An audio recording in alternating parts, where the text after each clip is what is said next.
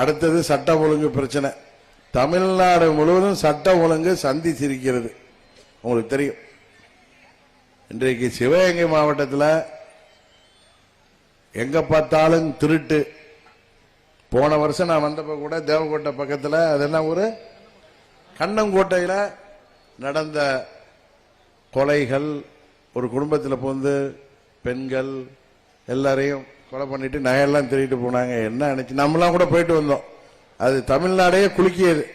இப்ப பார்த்தா அதே மாதிரி இந்த காளையகோவில் அருகே கல்லுக்குழியில முதியவர்கள், பெண்கள், சிறுவர்கள் ஒரே குடும்பத்தைச் சேர்ந்த 5 பேர் மீது கொலைவெறி தாக்குதல் நடத்தப்பட்டு அவர்களின் வீட்டில் இருந்த நகை பணம் கொள்ளையடிக்கப்பட்டிருக்கிறது. ஒரே மாதிரி நடக்குது. எளியில தெரியாம நிறைய திருட்டு வழக்குகள் போலீஸ்ல கம்ப்ளைண்ட் பண்றாங்க. இதெல்லாம் இந்த அரசாங்கம் என்ன செய்து கொண்டிருக்கிறது என்று தெரியவில்லை. இன்றைக்கு தமிழ்நாட்டில் திமுக ஆட்சி பொறுப்புக்கு வரப்பெல்லாம் ரவுடி ராஜ்யம் தொடங்கிடும். அம்மா அவர்கள் ஆட்சி பொறுப்பில் இருந்தப்ப ரவுடிகள்லாம் தமிழ்நாட்டில் இருக்க மாட்டான். தெரியுமில்ல உங்களுக்கு? எங்க என்கவுண்டர் ஆயிடுமோன்னு பயந்துட்டு ஓடிடுவாங்க. இப்ப திமுக வந்தா, திமுக ஆட்சிக்கு வந்த உடனே திமுக கொடியை கட்டிக்கிட்டு இன்றைக்கு ரவுடிகள் எல்லாம் இங்கே சுற்றி கொண்டிருக்கிறார்கள். எல்லா இடத்திலையும் கஞ்சா, கள்ளச்சாராயம்.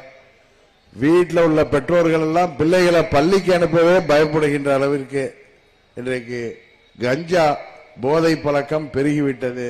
வருங்கால சந்ததி பாதிக்கப்பட்டு இந்த தமிழகத்தின் வருங்காலம் கேள்விக்குறியாகின்ற அளவிற்கு இன்றைக்கு போதைப் பொருள்களின் நடமாட்டம் தமிழ்நாட்டிலே அதிகரித்து விட்டது.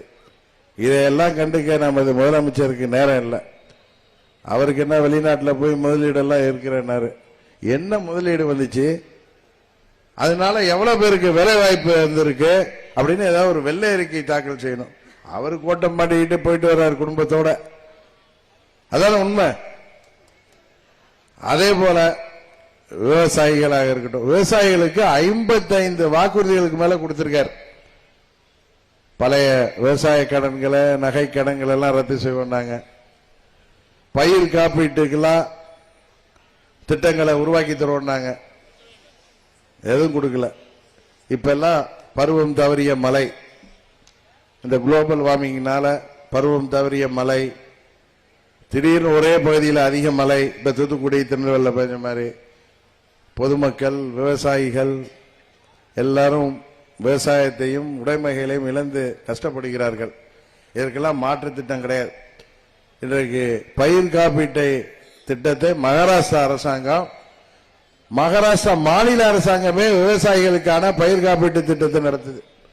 அதையெல்லாம் அந்த முதல்வர் ஃபாலோ பண்ணல. இன்னும் சொல்ல போனா அரிசிக்கு குவிண்டாலுக்கு 2500 ரூபாய் நிர்ணயம் செய்யறேன்னு சொன்னாங்க. பண்ணிட்டாங்களா? அதே மாதிரி கரும்புக்கு டன்னுக்கு 4000 ரூபாய் நிர்ணயம் செய்யறாங்க.